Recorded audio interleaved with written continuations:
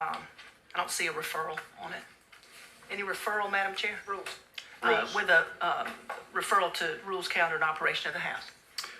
You've heard a motion. All in favor? Aye. All opposed? Got it. Bill passes. You got it? Thank you. Next, we will take up House Bill 966. It's expedited removal of unauthorized persons, and the bill sponsors have sent us a PCS last night, and without objection, we will consider their PCS. Who wants to present? Representative Tyson? Thank you, Madam Chairman and members of the committee. I want to give you a little bit of background on why this bill is necessary. Probably wasn't necessary 20, 30 years ago, but in the world we live in today with internet training via YouTube, TikTok, Facebook, and all kinds of other platforms, unscrupulous people are actually using these platforms to train up people on how to take over, hijack somebody's property. And there's a structural weakness in existing law. And that's what this bill deals with, the weaknesses. It tries to give the actual owner of the property some rights back that are being taken away from. Is this a bill for a solution in search of a problem? No, it's not. Is it as prevalent in rural North Carolina, probably, as it might be in some of the urban areas? No, it's not a big problem in my area particularly right now. But, you know, I could go on and list some areas where it is a problem. And the one that comes first to mind is Atlanta, Georgia, where 2 or 3 weeks ago you may have read that there were 1,200, they call them squatters, their words, not mine. This bill refers to them as unauthorized occupants. And it can be a very difficult process to get someone out that's really trespassing on your real property that you've worked for perhaps all your life to obtain, and you find out, you may call the sheriff or the police. They can go to the property, and in North Carolina, an oral lease is valid, which this bill also addresses that. The occupant, unauthorized occupant, trespasser, squatter, whatever you want to call them, tells the sheriff or the police that goes out there to remove them that I've got an oral lease. I've got an oral lease for 6 months, and I paid the landlord, the owner, the rightful owner, cash. And the policeman or the sheriff, depending on where you are, may say, well, this is he said, she said. This needs to go before the landlord, tenant type court, magistrate court, to find out how to get them out of the house. And that takes, under probably a almost perfect scenario, that can take 4 weeks. In some jurisdictions, in some states, it can take 4 years. Not in North Carolina, but you've probably read some of the horror stories in California and New York. So we're trying to level the playing field. And I think this bill does a good job at that. It's been vetted by a lot of different stakeholders. I can't say it's a perfect bill. I haven't seen one yet up here, but there's been quite a few changes that have been done to it as we've gone through the vetting process with the stakeholders.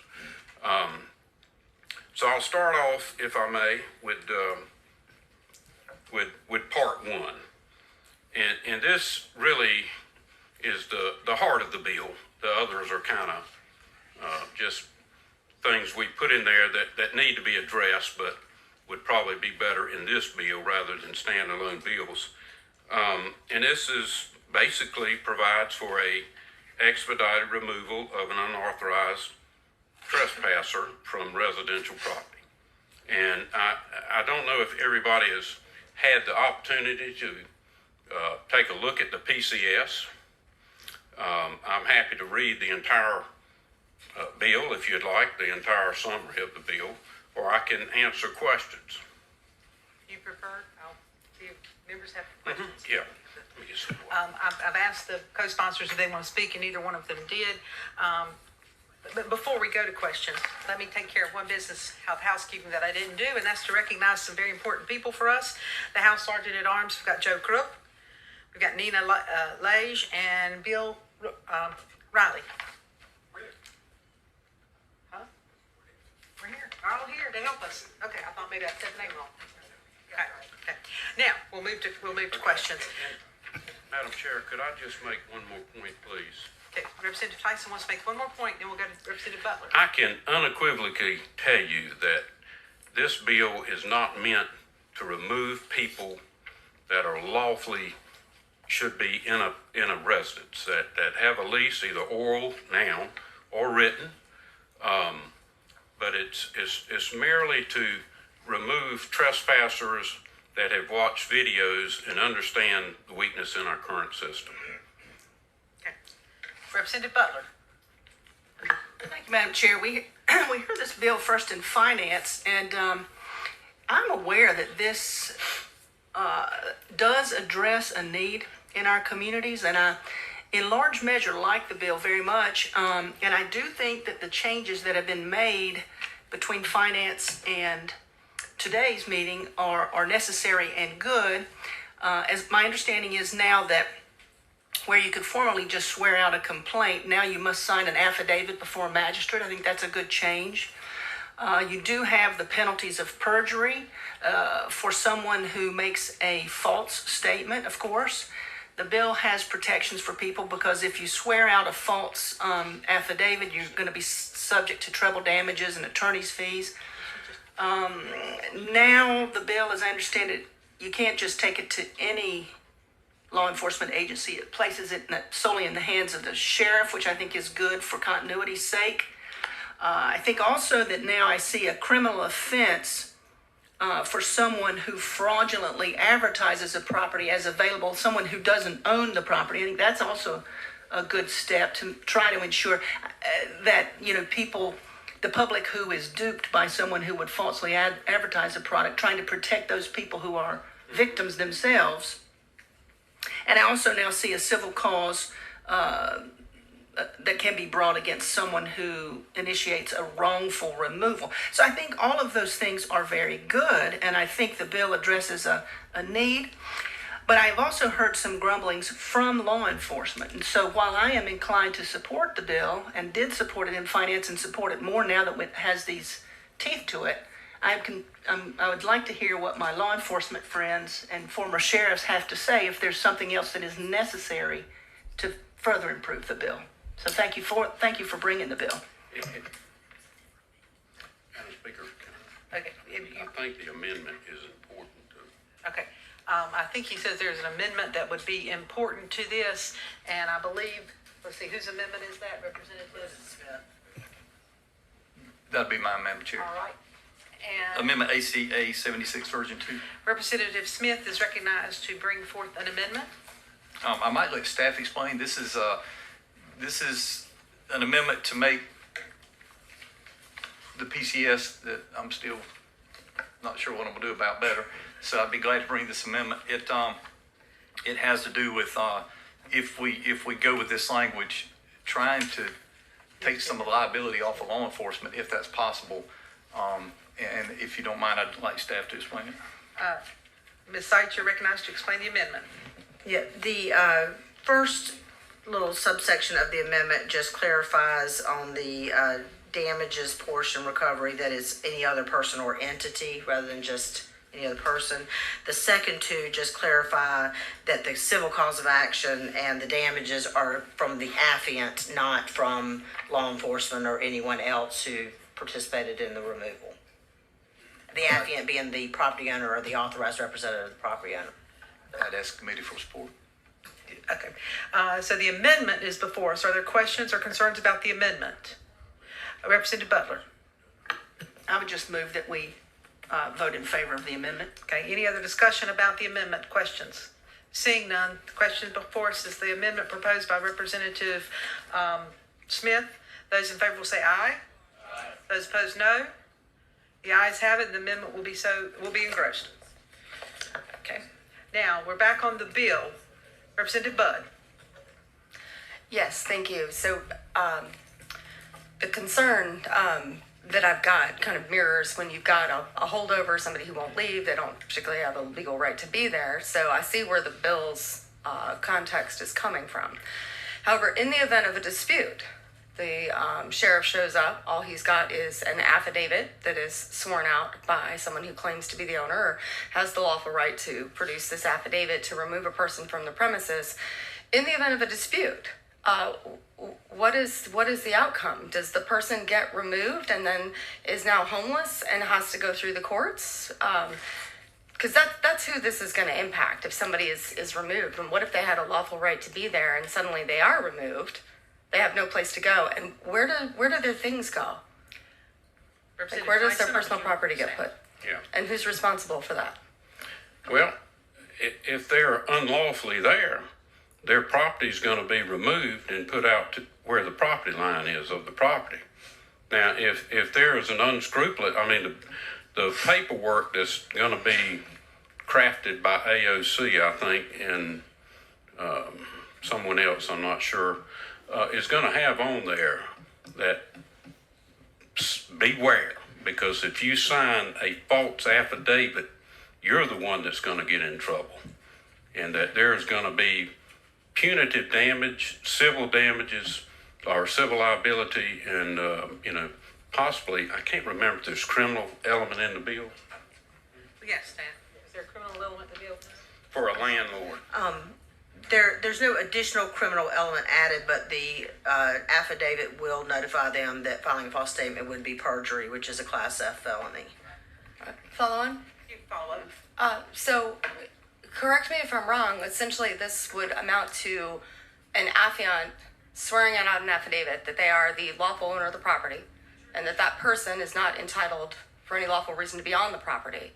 But there's not actually a judicial proceeding to determine that the person is unlawfully on the property. It is merely, for example, my word that Representative Miller shouldn't be living in a property that I own. And that's it. That's all that this takes Is that correct? to remove someone from the That is property. correct. So it's, in essence, vigilante justice. Thank you. I had Representative Green down next. Yes, thank you, Madam Chairman, and Representative Tyson, thank you for bringing this forward. I like the concept, and I can recognize where that would be a problem. And I think it's something we need to try to address. Sounds like some adjustments have been made from one committee to the other, but I'm wondering as this bill goes along, if there couldn't be some provision for a clerk to issue some type of order similar to maybe an ex parte order or something. I think most law enforcement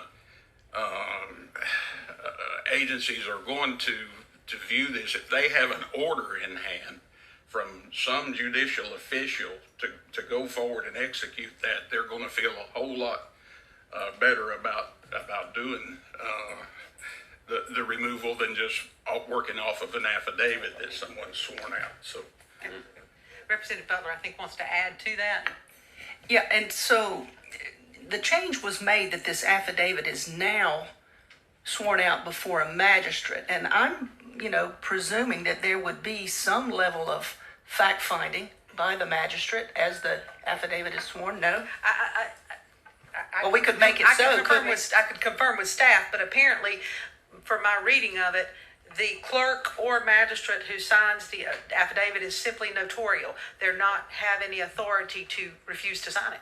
Okay, so having said that, perhaps the fix, and as we move forward, is to require some measure of fact-finding on the part of the magistrate or the clerk that is thereby reduced to a written instrument that law enforcement might be able to feel more comfortable with. So just food for thought as we move forward, because there really is, and in my experience, a need for something. And what it exactly looks like, I'm not sure. I think we're well down the road with it, but in the places where we can balance it out and protect the public, certainly, and to make sure that that mistakes are minimized, is well served. But perhaps it's in the process of the affidavit reduced to some sort of order. Would you like to respond to any of that? Well, I'm all ears, but I believe that the bill does call for the magistrate to actually vet some of the information. Does it not? It does not. The previous version. Okay. Yeah, All at this point, it does not. I'm sorry for my mistake. Okay, back to Representative Green, apparently he was not through. I could just envision a scenario where they go out to just remove someone based on an affidavit, and for whatever reason things go south, and the next thing you know, you've got a barricaded individual or some other circumstance, and we're just out there on the request, essentially, of a property owner to get somebody out without any kind of a court order in our hand, and so I could envision that becoming an issue. So. All right. Do you want to respond to that in any way? I do have other people signed up to want to speak. I'm just trying to make sure I cover all the. Would you like to speak? Yeah. Representative? Representative Brian Biggs, 23-year realtor. And I think these are all valid concerns and questions that we're talking about here today, but we're kind of talking about concerns. We're basically saying the landlords are going to be unscrupulous, and that's what we're kind of portraying. I want to give you in Randolph County, which are a real rural county, just scenarios that I've dealt with as being a property manager and a realtor for 23 years. We're having people put our properties, our superintendent of our schools, we come into school board meeting one night and I'm in there and his house is on Craigslist for rent. And we're all laughing about it, but it was a real thing. He calls, he said, I'm interested in his house. And when he goes there and all of a sudden they said, okay, we want to meet you and show it to you and show you the property. Well, he said, well, I'm the owner of the house. Well, the phone clicks. Immediately, the ads were removed from Craigslist. So we're having this scenario.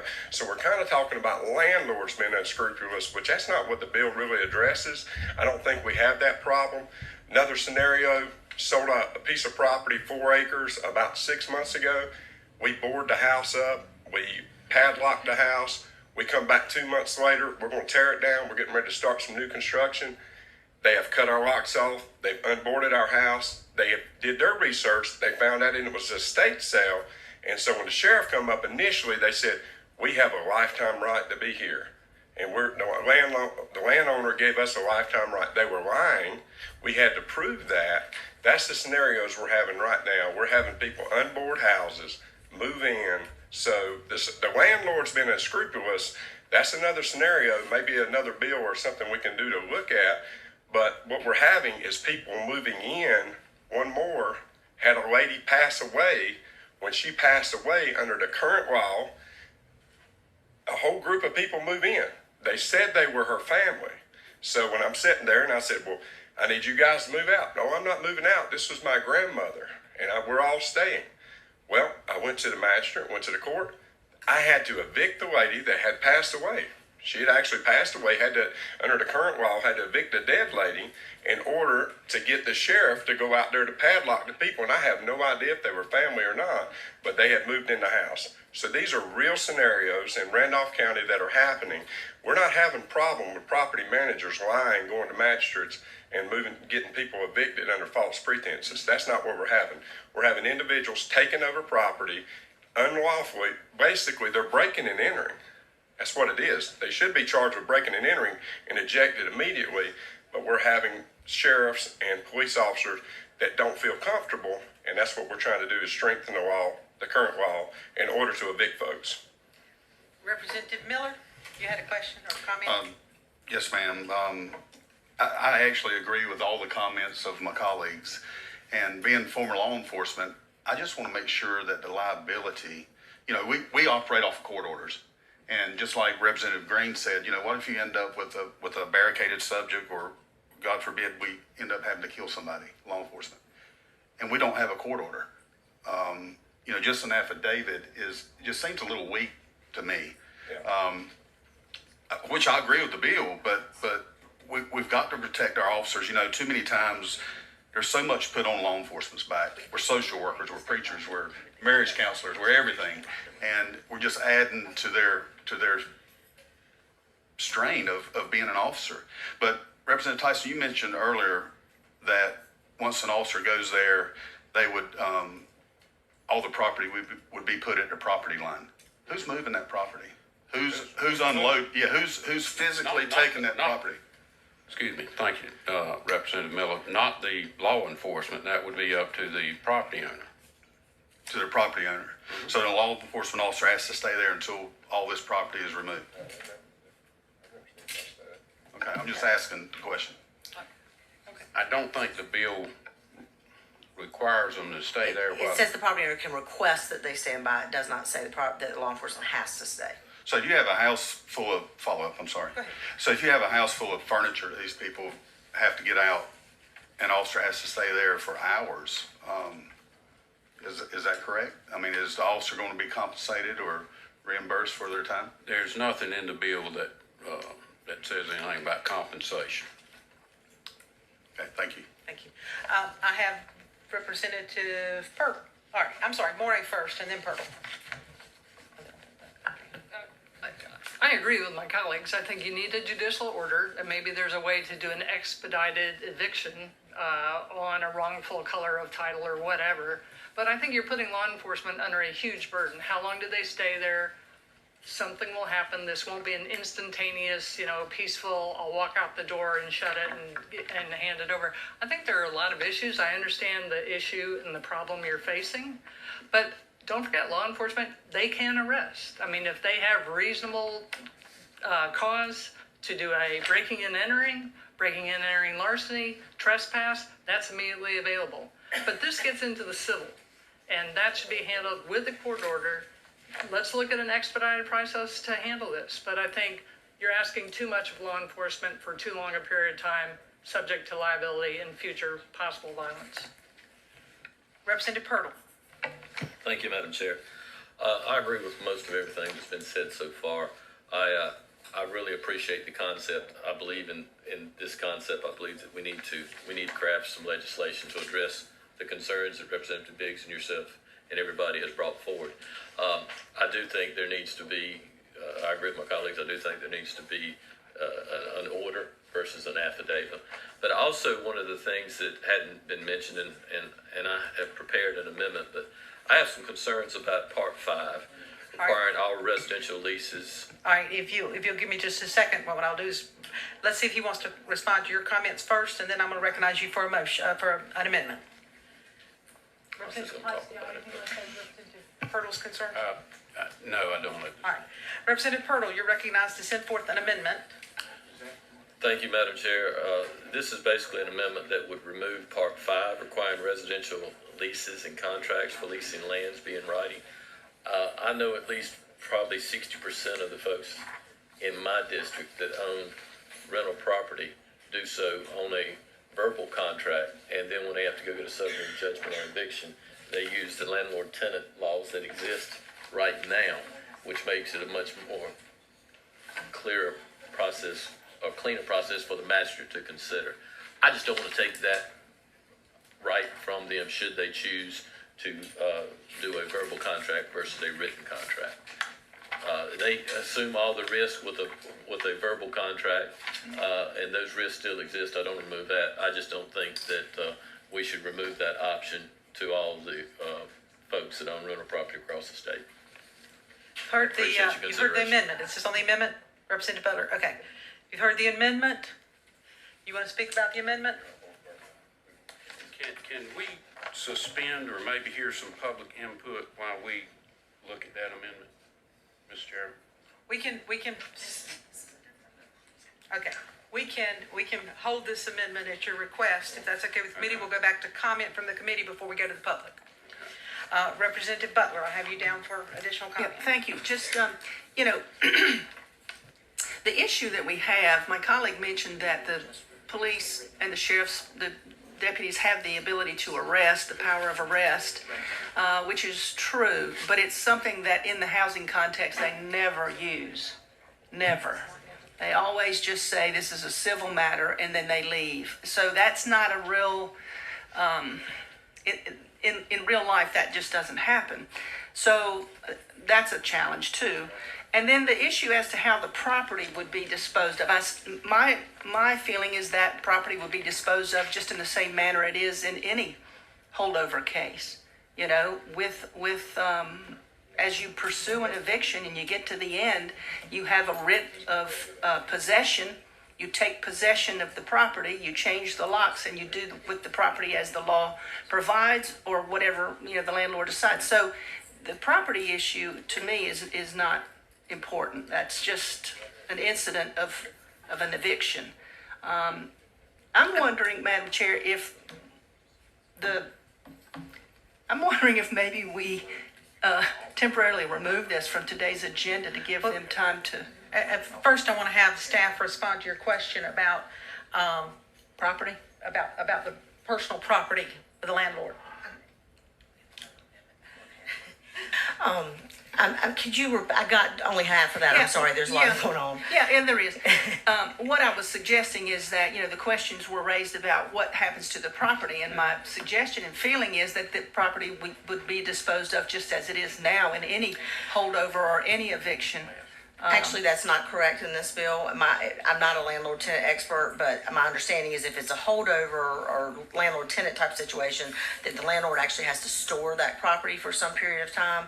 This bill actually says that the owner of the property can place the property at or near the property line. Oh, okay. So they can basically Okay. bring it out and just put it on the edge of the property. And But I'm sorry, if I could clarify, this specifically excludes holdover tenants from this process. Yeah. Assuming that Right. the owner of the property is truthful on the affidavit. Representative Smith, did you want to respond further to that? I did not, Madam. I just have, Madam Chair, I have an amendment to offer. Yes, I have your amendment. I was allowing discussion first. Representative Bud. Yes, thank you. Echoing all of my colleagues' concerns with regards to liability and risks to law enforcement. Also wanted to point out that in discussing this, we haven't particularly addressed the fact that the remedy for removal is civil in nature. But all it says is that if you are wrongfully removed, you get to go sue the person who produced this affidavit and had you removed for damages. But what if the person who had you removed can't afford to pay for those damages? When you are removed from property, you have to find other housing, and according to the language in this bill, a location and place to store your property and so forth.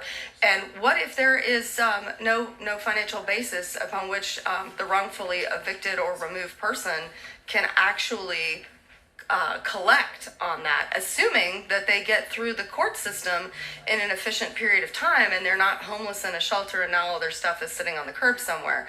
So essentially what I'm summing up to is there is not even a requirement that the person who swears out this affidavit and has the person or persons removed post a bond with the court if some value to ensure that that the person who's removed has an actual remedy that they can seek. Thank you. I'm going to now turn to Representative Smith, who has an amendment. Representative Smith, would you like to explain your amendment, please? Does everybody have a copy now? Representative Smith's amendment? That's ASA 75 version 2. Yes. Thank you, Madam Chair. This would, and I appreciate us kind of working together if we can get something that'll work. This will bring a judicial process in to what we're trying to do, pattern after the expedited removal from vacation rentals, which is current law we have now. This is patterned after it, and I would like to, love to turn it over to Ms. Sykes to describe the whole bill. All right, Ms. Sykes, you recognize. Yeah, as Representative Smith said, this is patterned after the vacation rental expedited removal process. It essentially requires the property owner to file a complaint, which then must be served on the property, on the person, unauthorized person, or posted to the property. The sheriff has to serve that within 24 hours of receiving that complaint and summons. There has to be a hearing that is no less than 12 hours, but not more than 48 hours after service of that complaint and summons. And if it's a magistrate court orders that the person vacate the property, the order has to state that they have to vacate in no less than 2 or no more than 8 hours, some set time period from the issuance of the service of that order. The sheriff, again, once they receive the order, is given 24 hours to serve that order, which they may do by either serving personally or posting on the property. And at that point, that is done, then if it clearly states that if the person refuses to leave at that point, they are guilty of criminal trespass and are arrested for that. It has the same provision for removal of property as far as removing to the property line. It does contain an appeal from that order instead of like the separate civil suit, since there is a court order. If the person in the property wants to appeal, there is a mandatory appeal bond if they do so, that is a minimum of $1,000, but can be higher based on market value of possibly renting the property and that sort of thing. And I believe that's the gist of it. I'm happy to answer detailed questions. I'm sorry, and the amendment also does remove the later portion of the bill that requires a written lease. Representative Smith, would you like to speak more on your amendment? Yes, and thank you, Mrs. Sykes. What this does is it does bring that judicial process into it. And we're talking hours, we're not talking weeks and even months like we are. You know, most sheriffs are going to hop right on it. They're not going to wait 24. They're going to serve it immediately. And then they're going to have the unauthorized person is going to have to go before the magistrate. And as soon as they go there, if they can't prove it's theirs, and they can't, then the sheriff's getting ordered to move them out. So I think this is patterned after a system that we already have in place. I think, so it's kind of, if there are any constitutional questions, I think they've probably been vetted. I think this has probably been in place for 20 years or so. I would, you know, this is not, hey, the problems we have are not you and your wife go out to dinner and you come home and somebody's taking your house over. That's trespassing. That's not these problems. These problems are normally somebody's been there for quite a bit.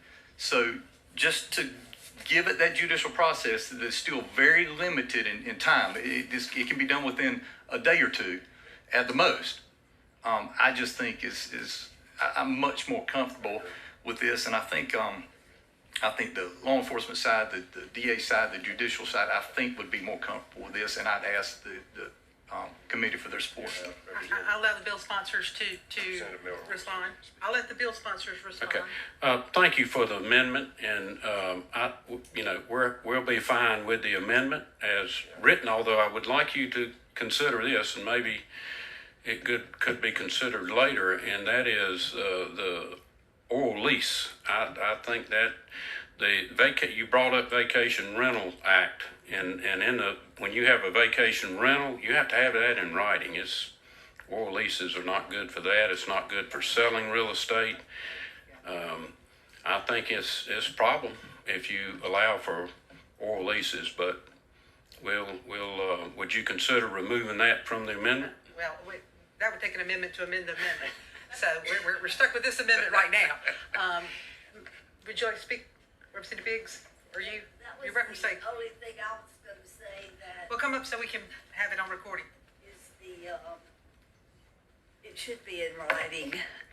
All of the leases should be in writing, and there's no reason that we wouldn't do that at this point. It just further complicates things when a squatter says, well, I have an oral lease. There's no documentation. I would hope that you would remove that portion if the rest of it. And while we're here, Representative Tyson and I met with the Sheriff's Association, AOC, the realtors, and we had pushback from the realtors, this very amendment. So, if we can move it on to rules and see if we can fix something there. We have tried our best to appease everybody who has an interest in this. As Representative Tyson said, it's not perfect. But while we are trying to perfect something, homeowners, legitimate owners, are being subjected to this every day. And the things that you heard about in Randolph County, it's coming to your county. Do you have it today? Maybe not. But tomorrow you do. And we're not in session in the next few days. So I would encourage you to try to do something. And if we can send it on to over the rules, and we can see if we can fix it from there. Okay. Representative Biggs, did you want to add anything? No, I'm in favor of the amendment, but I do think they need to be in writing. And one thing we could do is a lot of leases do go month to month after the initial lease is in writing.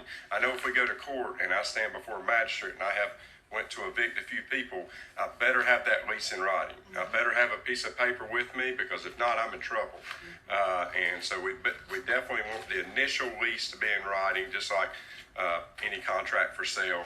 After that, a lot of leases do go month to month, but we need that initial lease in writing. Okay.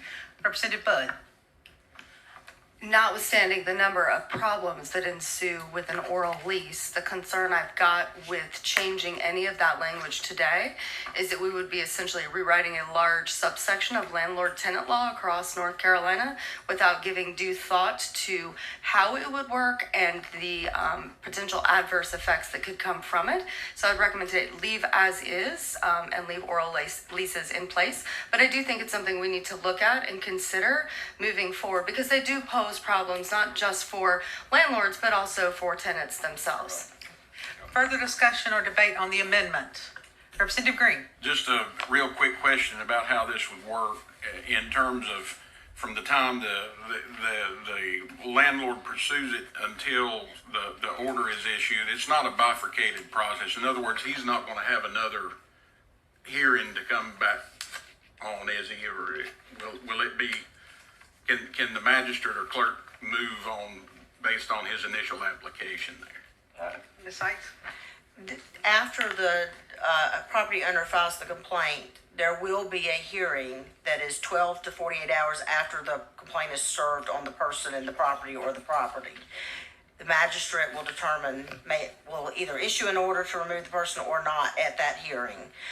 If the person who's removed the property, they can appeal that to the district court, and there may potentially be an additional hearing after that.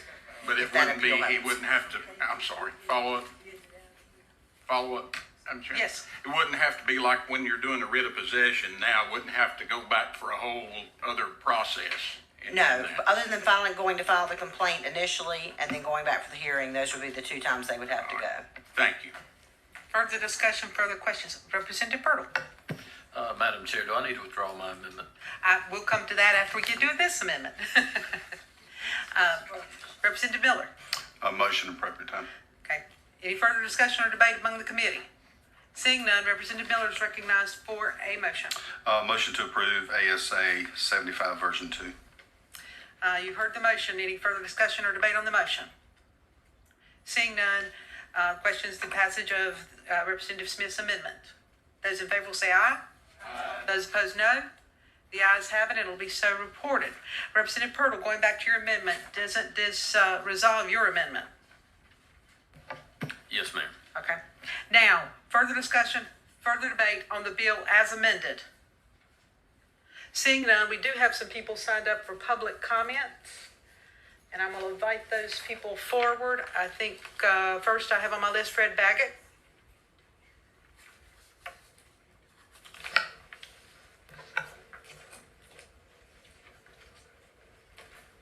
Is it on?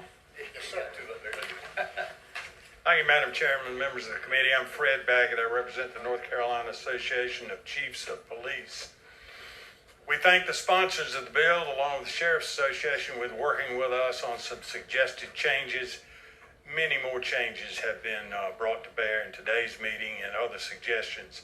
So I'm forced to say that our position on this is wait and see at this point. I must say that Representative Smith's last amendment is appealing to law enforcement. So, Thank you. thank you. Marie Evitt?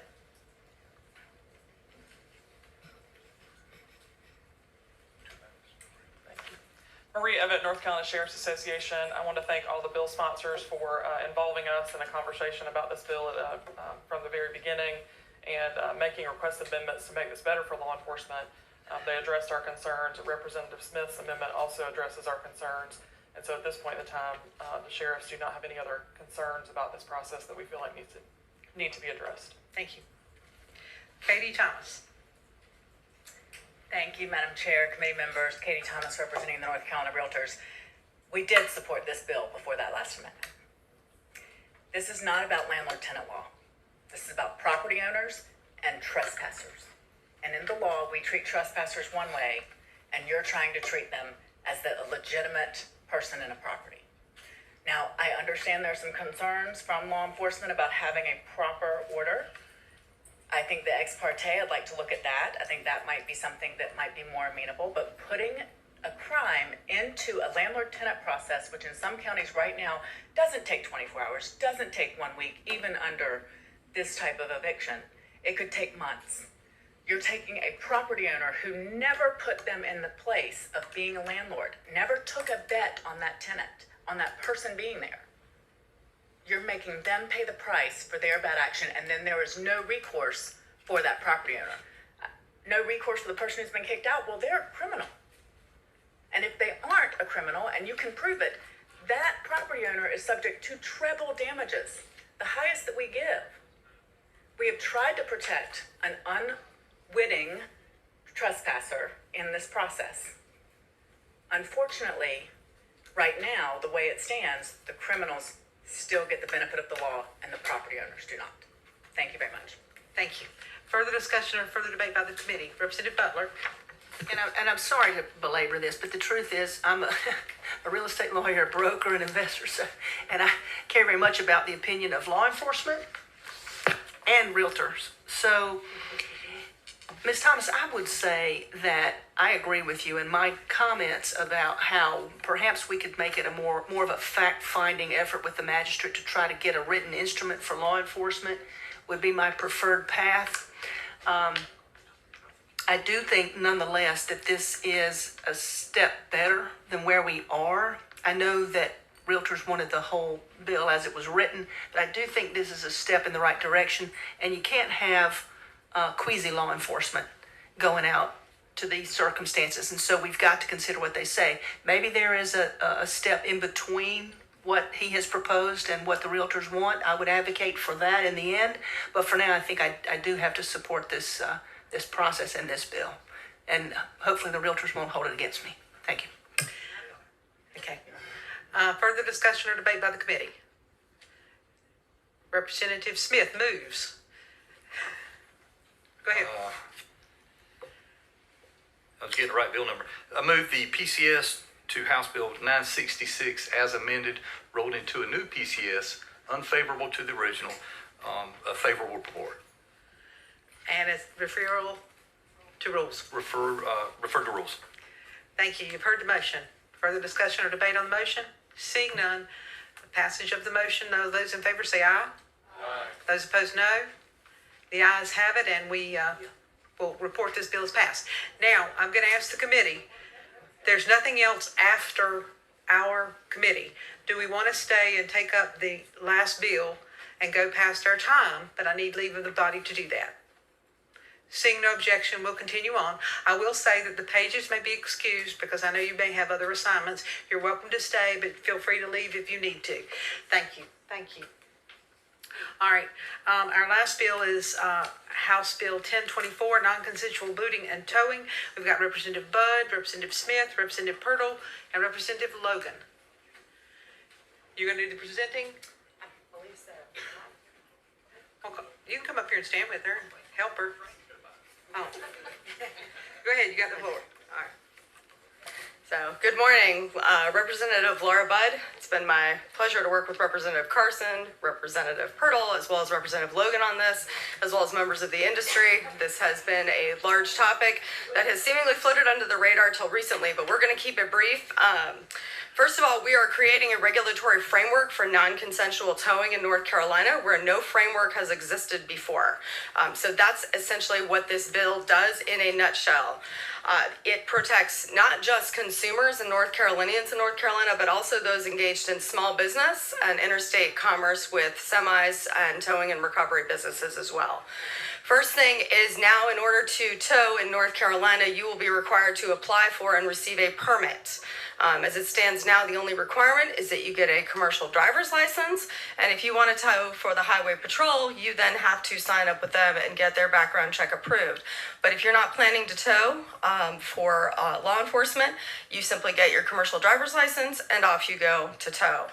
The second thing this does is it streamlines and clarifies the signage requirements for any business that wishes to have passenger vehicles or semis towed off of their property non-consensually.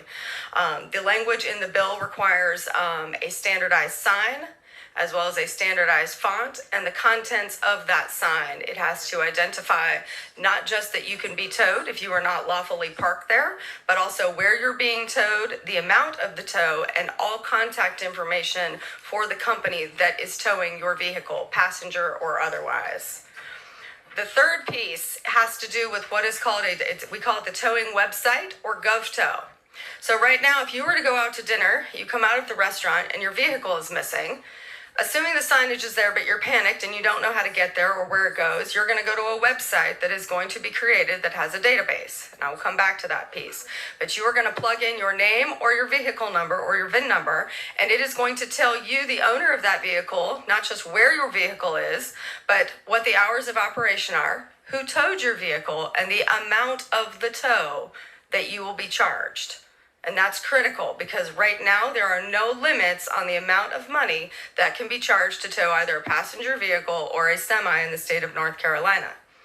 The backside of this database is critical. It will not be forward-facing to the public, but what it is going to do is provide the General Assembly and the Towing Commission, which I will discuss in a moment, information that's necessary for us to make good decisions in the legislature, as well as with the Towing and Recovery Association and the Trucking Association and other interested parties to make this system work for everyone.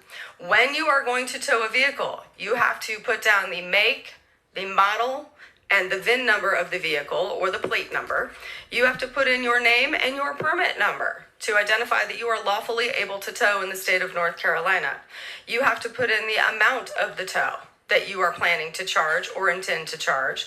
You also have to, in that database, identify who authorized that tow and the purpose for the tow.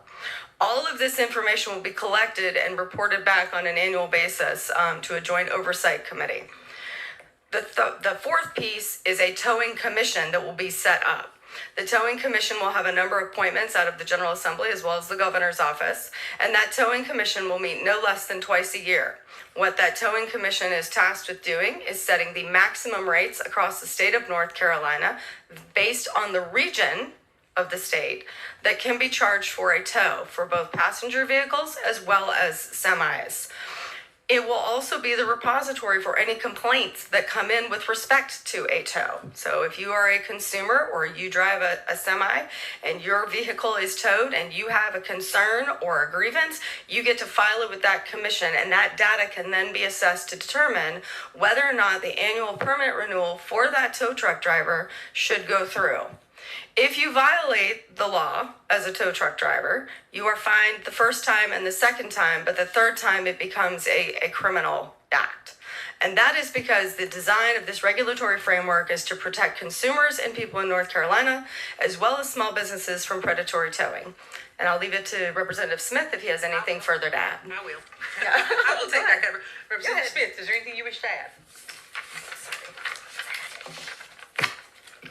Thank you, Madam Chair. Thank you, committee members. I don't like new laws. I don't like new commissions. Matter of fact, we tried to find a commission we could stick this on, but it's kind of the Wild West out there. The day before Representative Bud came to me with this idea, I got a call from a constituent who had his truck towed and had to pay $3,500 to go get it. So her timing was impeccable. Something that literally happened to somebody in my district the day before that we found out with. So again, I'm one to, the least words, the better. And there's a lot of words in this, and it does a lot of things, but I think it's something that's been unregulated that we really need to get a handle on, and I'd ask the committee for their support. Thank you. Before we move to that, questions, Representative Bud, you have an amendment? Yes. You want to explain your amendment? Members all have a copy? Yes, the amendment is a friendly amendment to the proposed bill, and it essentially requires that the cargo that is in the back of a semi when it's towed, it is the owner's property and the owner gets it back right away. But what we have done is work with the industry to determine that in the event of a dispute, how that dispute's to be resolved. And it essentially says that there'll be a trailer swap of like or similar value, such that the party who towed is in the same position at the time of the tow, and the party who owns the truck is in the same position at the time of the tow. Questions, discussion on the amendment? Representative Maury, not on the amendment? Thank you. Any further discussion on the amendment? Seeing none, Representative Bud moves for favorable vote to her amendment. Those in favor will say aye. Aye. Those opposed, no. The ayes have it, and the amendment will be so added to the bill. Representative Bud, we'll now open it for discussion. We do have one other amendment, but I think maybe some valuable discuss. Well, let's do your amendment. Representative Purtle is recognized for an amendment. You see this amendment? Thank you, Madam Chair. My amendment, ASA-79 to House Bill 1024, essentially just removes Section 3A. It would be on page 6, line 46 through page 8, line 22. This section deals with, and I'm not sure where the language originated from. I don't recall in our discussions it being in there. But it just removes that a public service vehicle can be equipped with a light and siren, and the public, the motoring public has to kind of treat them just like a law enforcement and fire trucks and have to yield right away. I think that's Brad, President, as a former law enforcement officer and an instructor in emergency driving. There's a whole lot of liability associated with emergency driving, and to add this is, I think it would be cause more harm than good. So my amendment removes that language. Thank you, Madam Chair. I'll stand for any questions. Questions on the amendment? Representative Miller? Just Okay, motion. no questions? Okay. Okay, the committee wants to, sponsors wants to speak to it.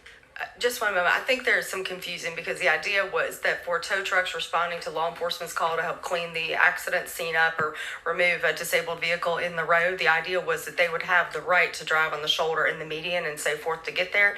The intent is not for them to have lights and sirens and be able to speed. So I believe Representative Carson had an amendment. Sorry. It's been a long day today.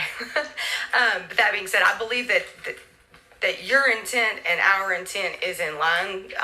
So I'm gonna let Representative Smith answer that. Yeah, we should have had an amendment to fix that. You understand what the fix is? I understand your issue because I understand it. We can fix that in rules if you want to take the whole thing out, but we actually do need to get it in for the tow trucks. So if you like to keep the amendment in, that's fine, but they won't have blue lights and sirens. No blue lights. I hope they don't have any lights and sirens. Well, they've got But, amber lights. They have amber lights. Amber lights, yeah. Do you- If you're gonna fix it in rules, I'll. You want to withdraw your amendment? Yes, Okay. And committee members, just as a point of order here, I forgot to say that this is a PCS before us without objection. That's what we're proceeding on. So, further discussion on the PCS as amended. Representative Moore. Thank you. Thank you for this bill. I think it's great. The one issue that I'd like to raise, if it's not addressed or if there's something we can do, oftentimes when someone is an innocent owner of a stolen vehicle and they've had their vehicle stolen, it's in, they're assessed fines and towing fees and storage, and they come to court and, someone pleads guilty. Does this address anything for an innocent owner whose vehicle's been towed and stored? This version of the PCS does not, but that has been brought to our attention, and we have discussed adding in a section that would provide some mechanism by where a tow driver, when the vehicle is towed back to the lot where it is being stored, we are hoping there is a mechanism when they input the data into the database that perhaps if there's a stolen vehicle, it will flag it immediately for law enforcement. It's more of a technology issue. We want to make sure whatever we put in the final version actually addresses it in a manner it can be implemented. Thank you. Further discussion, further debate? Representative Willis, I'm sorry, I did have you down. Thank you, Madam Chair. A couple of questions on this, and thank you for bringing this forward, first of all, because we've heard about this for years. Anybody that's been anywhere remotely close to a college campus in the last 30 years has probably come across a boot or a tow truck. And in our cities across the board, I think we've, you go out at night sometimes and you just see multiple tow trucks just literally on the prowl. And so it's I think something that's long overdue and needs to be addressed. And one question I would ask is, are there any caps or what are the issues regarding to exorbitant storage fees as well? The bill itself actually requires the commission to set standardized rates for towing, storage, and handling, as well as set up a streamlined form by which that information can be placed into it so that it becomes easy to read for the consumer and easy for the commission to follow in the event that there is an alleged violation, whether or not that in fact occurred. But yes, it does address the maximum rates for all of it based on region. And it is an issue. I think specifically down in your district, I believe there are a number of lawsuits pending and we've received calls where trucks are being towed and it is not just $3,500, but we received notice the other day of one that was $15,000. And what they are doing is charging for the truck as well as the trailer. So they are, the predatory nature is distinct. Representative Willis, you have additional questions? Follow up, yes, ma'am. Yes, you're recognized. And the last question really regards residential properties, multi-tenant residential. I know there was one that it was an exclusion for 4 or less units, but what you got, multi-high-rise condos, other things, people are assigned specific parking spaces and other things. I mean, there's a 24-hour notice on there for that? I'm assuming that's just the initial 24-hour notice once the policy is initially put in place, not there's a 24-hour notice for every infraction? It's 24 hours notice to put the signs up before you can begin towing at all.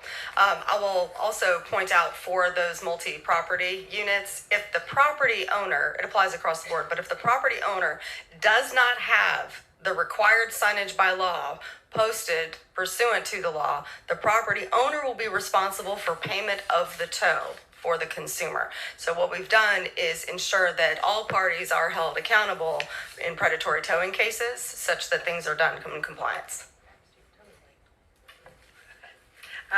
Further question or discussion for the committee? Representative Green.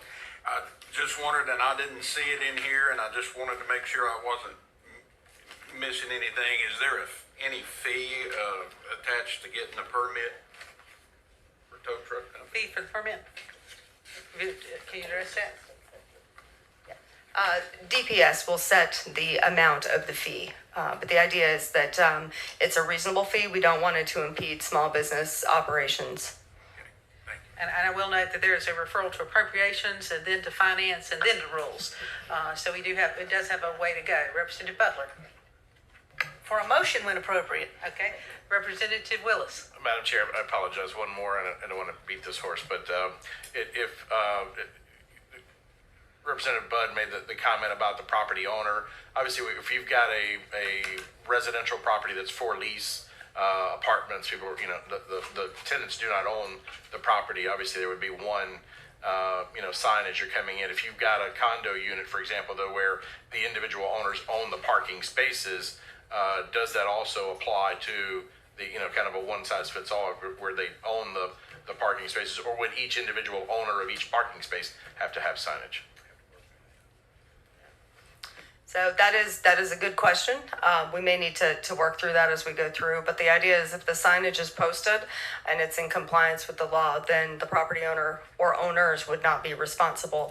I will say we'd be happy to speak with you afterwards to talk with you about what kind of proposed language you think may work in those types of situations. Further questions or discussion by the committee? Representative Butler, I'll get to you for your motion in a minute, but we did have one person signed up to speak, I believe Alex Miller.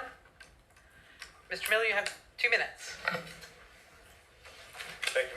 promise not to use nearly that much time. Just wanted to thank the bill sponsors, on behalf of the towing and recovery professionals of North Carolina, Alex Miller.